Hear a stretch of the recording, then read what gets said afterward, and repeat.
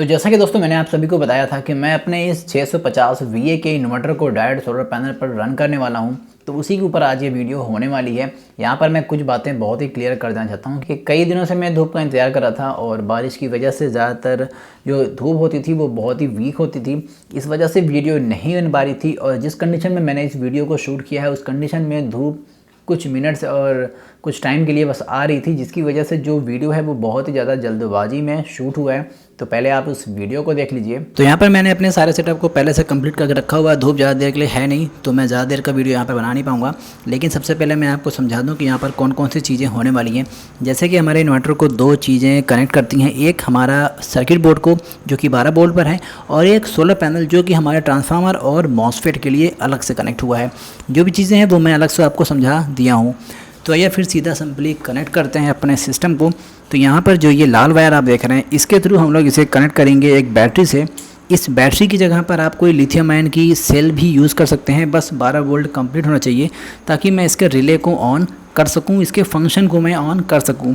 इसके बाद जो मुझे चाहिए वो हमारा सोलर पैनल का ये केबल है, जिसके अंदर अभी लगभग 18 से 19 वोल्ट आ रहे हैं। ठीक है, धूप ठीक से नहीं होने की वजह से मैं इसे अजीब सा रिकॉर्ड कर रहा हूँ। तो ये है हमारे इन्वर्टर का नेगेटिव। पॉजिटिव मैंने पहले से कनेक्ट किया हुआ है। जैसे मैं यहाँ पर कनेक्ट करता हूँ नेगेटिव को तो यहाँ पर वो बल्ब ऑन हो जाता है।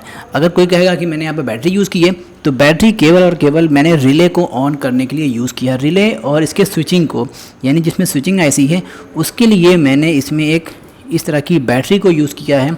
अगर मैं यहाँ पर किसी 9 वोल्ट की बैटरी को भी लगाऊँ तो भी ये पूरा जो सर्किट है कंप्लीट काम कर जाएगा। यहाँ पर जो मेन फंक्शन है वो हमारा ये सोलर से आने वाला मेन केबल है जो हमारे 18 वोल्ट को कंप्लीट करता है। आप एक बार फिर से देख लीजिए, यहाँ से आपको स्पार्किंग अच्छी खासी दिख रही होगी, देख रहे हैं, यही वो वायर है जिससे हमारा पूरा सोलर पैनल का 220 वाट सोलर पैनल का पावर आ रहा है।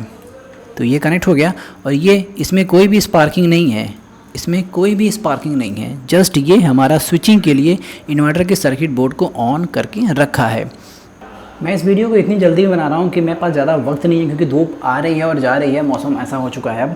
तो यहाँ पर मैं कोई मुझे फेक ना बोले, तो मैं इस बैटरी को अब किनारे कर रहा हूँ और जो सोलर पैनल का जो कनेक्शन है वो मैं ऑलरेडी कनेक्ट कर दे रहा हूँ। और स्विचिंग के लिए मैं इस तरह की बैटरी यानी कि लिथियम आयन बैटरी का यूज़ करने वाला हूँ। तो नेगेटिव जो कि सोलर पैनल से है इन्वर्टर से कनेक्ट हो रहा है। अब यहाँ पर जो सर्किट बोर्ड है उसे ऑन करने के लिए मुझे नेगेटिव और पॉजिटिव को देना पड़ेगा। सभी को पता है कि 100 वाट के बल्ब को इस तरह की लिथियम आयन सेल से ऑन करना लगभग नामुमकिन है। तो सिर्फ सर्किट बोर्ड को मुझे ऑन करना है। तो यहाँ पर इतना पावर जनरेट नहीं हो पा रहा है कि मैं 6 वोल्ट से मैं इसे ऑन कर सकूं। लेकिन जैसे ही मैं इस तीसरे सेल को ऑन करता हूं तो यहाँ पर आप इस बल्ब को देख सकते हैं। यानी कि आप खुद सोचिए कि 2 सेल लगाने के बाद इस बल्ब पे मैं कुछ भी नहीं कर सकता, क्योंकि जो वहाँ पे रिले हैं और जो सर्किट बोर्ड है वो 12 वोल्ट के हिसाब से बना हुआ है। और जो हमारा ये पावर है अभी तक केवल 6 पॉइंट समथिंग आ रहा था। लेकिन जैसे ही मैं इन तीनों सेल्स को, जल्दीबाजी में वीडियो बना रहा हूँ क्योंकि धूप नहीं है, तो जैसे मैं इसे कनेक्ट करता हूँ, शायद धूप चली गई, हाँ धूप जा चुकी है। वहाँ पर अगर आप देखें तो धूप जा चुकी है। तो यही वजह है कि मैं ज़्यादा वक्त नहीं दे पा रहा हूँ इस पूरे प्रोजेक्ट को। फिर मैं एक बार ट्राई करूँगा 1-2 मिनट के बाद, जैसे ही धूप आती है मैं फिर से वीडियो को आगे कंटिन्यू करूँगा। तो भाई यार धूप फिर से आ चुकी है और मैं फिर से एक बार ट्राई करके दिखा दूँ, वरना लोगों के मुँह कभी बंद होते नहीं हैं। तो 6 वोल्ट और ये तीनों मिल करके हो गए 12 वोल्ट। तो अब आप यहाँ पर 1 मिनट, धूप अभी भी उतनी तेज़ नहीं है क्या आसिफ? धूप अभी भी उतनी तेज़ शायद नहीं है, जिसकी वजह से ये जो बल्ब है वो ऑन ऑफ, मतलब थोड़ा सा डिम हो रहा है, तेज़ हो रहा है। आप खुद देख सकते हैं कि धूप जैसे आती जाती है तो वो अपने आप ऐसा बिहेव कर रहा है। मैं कुछ सेकंड इसे और लिए रहता हूँ तो देखिए बल्ब फिर से तेज़ हो रहा है और इसकी वजह सिर्फ धूप है। देखिए अब ये फुल इंटेंसिटी पर ग्लो कर रहा है और फिर से धूप चली गई। तो यही है यार कि ये प्रोजेक्ट मेरा पूरी तरह से सफल हो रहा है और मैं इस पर वीडियो बना चुका हूँ। अब आप इसे अच्छी तरह से अपने घर पर जब भी धूप मिलती है तो आप इसे पूरा यूज़ कर सकते हैं। और इसका जो मेन प्रोसेस है वो मैं वीडियो में पहले ही बता रहा हूँ। तो आइए अब बात कर लेते हैं कि हमारे इस इन्वर्टर में ऐसा कौन सा मॉडिफिकेशन करना होगा जिसकी वजह से ये इन्वर्टर डायरेक्ट सोलर पैनल पर रन कर सकता है। कुछ चीज़ें मैं क्लियर अभी बता देना चाहता हूँ कि कुछ लोगों के मन में एक ख्याल आएगा कि कहीं ना कहीं इसका जो मॉसफेट है वो ब्लास्ट कर सकता है, यानी कि ख़राब हो सकता है। तो ये अपने मन से ये ख्याल निकाल दीजिए। अगर फिर भी अगर कोई चीज़ का आपको डर हो कि ये मॉसफेट ख़राब हो सकता है तो एक काम करिएगा, आपके इन्वर्टर के मॉसफेट में जो भी नंबर होगा उसका एक बार आप डेटा शीट चेक कर लीजिएगा कि वहाँ पर जो मैक्सिमम वोल्ट और एम्पियर है वो कितना लिखा हुआ है। जैसे कि मेरे केस में यहाँ पर लगा हुआ है IRFZ 44N, तो इसमें जो है करीब 50 एम्पियर और 55 वोल्ट तक का जो वोल्टेज और करंट है वो ये आसानी से हैंडल कर सकता है।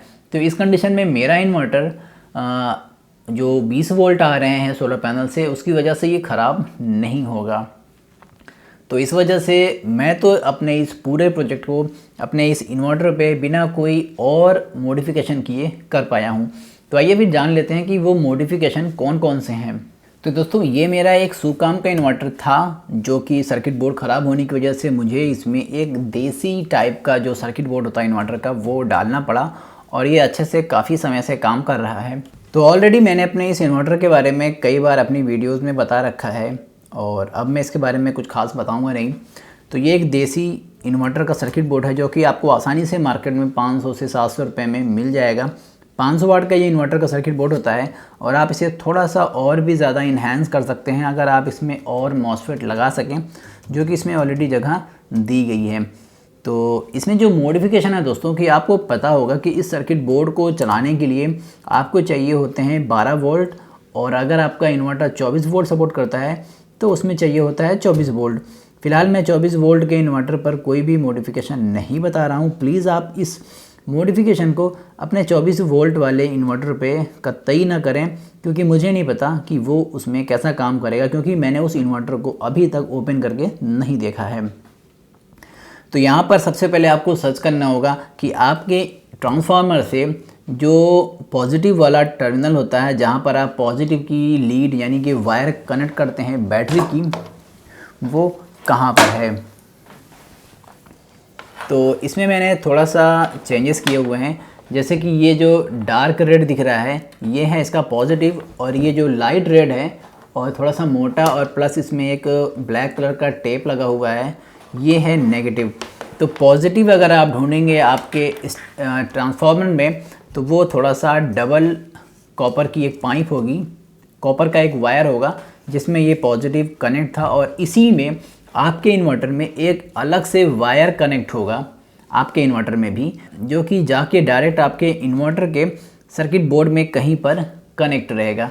वो ज़्यादातर स्विच के कनेक्शन पर रहता है। जैसे कि यहाँ पर इसमें स्विच था तो मैंने स्विच के लिए एक जंपर लगाया हुआ है। अगर मैं आपको निकाल के दिखा सकूं तो मैं इसमें ऑन ऑफ नहीं करता हूं, मैंने इसमें सिंपली एक जंपर लगा दिया है जो कि इसे हमेशा के लिए ऑन करके रखता है मेरे लिए। और इसी में एक बगल में और कनेक्शन है, वो आपको पॉजिटिव कनेक्शन देता है आपके ट्रांसफार्मर के पास से 12 वोल्ट की बैटरी में कनेक्ट होने के बाद, ताकि आपका जो ये इन्वर्टर का बोर्ड है वो पॉजिटिव 12 वोल्ट पा जाए। अब बात आती है कि आपके इन्वर्टर के बोर्ड को नेगेटिव वोल्टेज कहाँ से मिलते हैं। तो वो होता है हमारे इन्वर्टर के मॉसफेट, जो दोनों हीट सिंक है उसके बीच में एक जगह पर आपको मिल जाएगा एक कनेक्शन, जो कि डायरेक्टली आपके बैटरी में कनेक्ट होता है इन्वर्टर के, तो वहीं पर नेगेटिव होता है। तो नेगेटिव का अलग से कोई भी मॉडिफिकेशन नहीं करना है, वो एज इट इज़ रहेगा। बस आपको जो पॉजिटिव कनेक्शंस हैं वो आपको आपके ट्रांसफार्मर से अलग कर देना है। जैसे कि मैंने यहाँ पर इसे अलग करके निकाल दिया है। ये वाला वायर, ये वायर अब तक कनेक्ट होता था यहाँ पर, ये जो मैंने यहाँ पर एक जंपर निकाला हुआ है आप यहाँ पर देख सकते हैं। तो यही वो जंपर है जो कि ये पहले यहाँ पर कनेक्ट होता था। थोड़ा सा कॉम्प्लिकेटेड है, लेकिन अगर आप एक बार अपने इन्वर्टर के सर्किट बोर्ड को एनालाइज करेंगे कि पॉजिटिव वोल्ट कहाँ जा रहे हैं तो आप उसे आसानी से समझ सकते हैं। तो मैं क्या करता हूँ कि इस पॉजिटिव वाले 12 वोल्ट के इस इन्वर्टर के इनपुट को डायरेक्ट एक किसी भी लिथियम आयन या फिर कोई भी छोटी सी बैटरी जो कि केवल हमारे इस रिले को और स्विचिंग आईसीज को ऑन कर सके, बस इतना ही करने के लिए मुझे एक बैटरी की ज़रूरत है, जो कि पॉजिटिव यहाँ से मिल जाएगा जो कि मॉडिफिकेशन है, और नेगेटिव तो यहाँ से मिल जाएगा जो कि ऑलरेडी आप अपने इन्वर्टर को किसी सोलर पैनल से या फिर बैटरी से कनेक्ट कर रहे होंगे। अब मान लीजिए अगर आपने अपने इन्वर्टर को बिना मॉडिफाई किए अपने सोलर पैनल से इसे कनेक्ट कर दिया, तो होगा क्या कि ट्रांसफार्मर में डायरेक्ट जो वोल्टेज आएंगे सोलर पैनल से 20 वोल्ट या 21 वोल्ट या 19 वोल्ट, वो सीधे चला जाएगा हमारे इस सर्किट बोर्ड में, और वो जाते ही सबसे पहले जो इसमें आईसी है उसे ख़राब करेगा और यहाँ पर जो कुछ ट्रांजिस्टर्स हैं उसे ख़राब कर देगा। तो इस वजह से जो आपका सर्किट बोर्ड है वो काम नहीं करेगा और तुरंत काफ़ी चीज़ें माल फंक्शन करने लग जाएंगी। तो इसलिए आपको ये थोड़ा सा मॉडिफाई ज़रूर करना है। तो आइए अब इसमें जो दूसरी थ्योरी है वो भी मैं आपको समझा दूँ कि आखिर आपका जो ये मॉसफेट है वो कैसे बच रहा है किसी भी वोल्टेज को यहाँ पर बाईपास करने से। तो आप जब भी इसमें कोई भी बैटरी या फिर सोलर पैनल कनेक्ट करेंगे तो जो इसका वोल्टेज होगा वो सिंपली इस मॉसफेट से वापस रिटर्न हो जाएगा हमारे इस ट्रांसफार्मर में। तो जो वोल्टेज है वो केवल और केवल मॉसफेट और ट्रांसफार्मर पर ट्रैवल करता है। आपका जो ये सर्किट बोर्ड है ये केवल मॉसफेट के स्विचिंग सेक्शन को संभालता है, बस, इससे ज़्यादा और कुछ नहीं।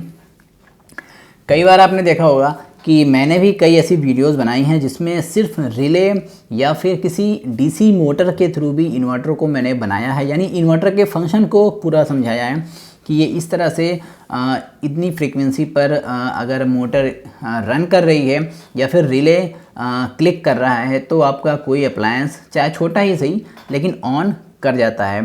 तो ऐसी कंडीशन में हम लोग केवल और केवल 12 वोल्ट इस सर्किट बोर्ड को दे करके इससे कह रहे हैं कि तुम एक रिले का या फिर एक डीसी मोटर का काम करो जो कि कुछ हर्ट्ज पर फ्लक्चुएट करे और हमारे इन जो इसमें मॉसफेट्स हैं यहाँ पर वो सभी फ्लक्चुएट हुए हैं और उस पर जो फ्रीक्वेंसी है वो चेंज हो, जल्दी जल्दी ऑन ऑफ हो, जिसकी वजह से जो हमारा इन्वर्टर का जो पूरा फंक्शन है वो पूरा कंप्लीट हो जाए।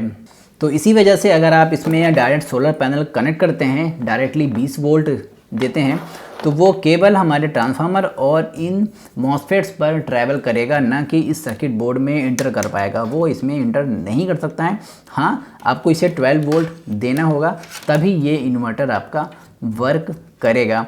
अब कुछ लोगों के पास हो सकता है 24 वोल्ट वाला इन्वर्टर हो जो कि 1000 वाट का आता है या उससे ऊपर के, तो प्लीज़ उसमें ट्राई मत करना क्योंकि मुझे नहीं पता उसके बारे में फ़िलहाल, और मैंने उसे अगर ओपन नहीं किया है तो मैं उसके बारे में इन्फॉर्मेशन अभी फ़िलहाल नहीं दे सकता हूँ। हाँ, अगर मैं उसे फ्यूचर में ओपन करता हूँ तो मैं उसके ऊपर वीडियोस आपको दे सकता हूँ।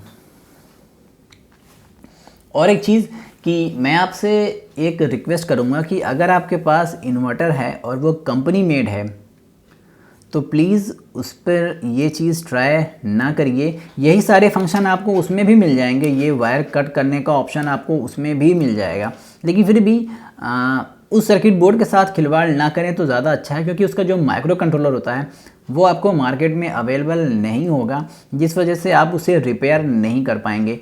इसे रिपेयर करना काफ़ी आसान होता है। अगर आईसी उड़ती है तो 15 से 20 रुपए में आईसीज मिल जाती हैं या फिर ज़्यादा से ज़्यादा इसमें ट्रांजिस्टर्स उड़ते हैं। इसके अलावा और कोई भी चीज़ इसमें ख़राब नहीं होती है, जिस वजह से इसे रिपेयर कर पाना थोड़ा सा आसान हो जाता है। लेकिन कंपनी मेड में अगर माइक्रो कंट्रोलर उसका उड़ गया तो फिर आप उसे खुद से जल्दी रिपेयर नहीं कर सकते हैं और उसकी आईसी जो होगी वो वारंटी गारंटी में आती है और वो, समझ रहे हैं, थोड़ी सी दिक्कत आपके लिए हो जाएगी। तो आई होप दोस्तों आपको मेरी ये वीडियो समझ में आ गई होगी। आप भी जाइए, ट्राई करिए। जब तक के लिए धूप है तब तक आप इस इन्वर्टर को बिना बैटरी के, मतलब थोड़ी बैटरी तो चाहिए आपको लेकिन इतनी बैटरी नहीं कि वो बैटरी कंज्यूम हो जाए, क्योंकि सिर्फ आपको रिले ऑन करना है, स्विचिंग सेक्शन ऑन करना है, बस, इससे ज़्यादा और कुछ नहीं। तो ऐसे में जो पावर कंजम्पशन है बैटरी का वो ख़त्म हो जाएगा। नेक्स्ट कुछ वीडियोस में मैं इसे और भी ज़्यादा सुधारने वाला हूँ, यानी इसमें और भी कुछ सुधार होंगे जिसकी वजह से आप इसे ईज़िली और अच्छे वे में यूज़ कर सकते हैं अपने घर में। तो उसके लिए मेरे इस चैनल को सब्सक्राइब करके रखना ताकि जो वीडियोस हैं वो उसकी नोटिफिकेशन आपको मिल जाए। तो चलिए फिर मिलते हैं किसी और एक अमेजिंग सी वीडियो में, तब तक के लिए बाय बाय।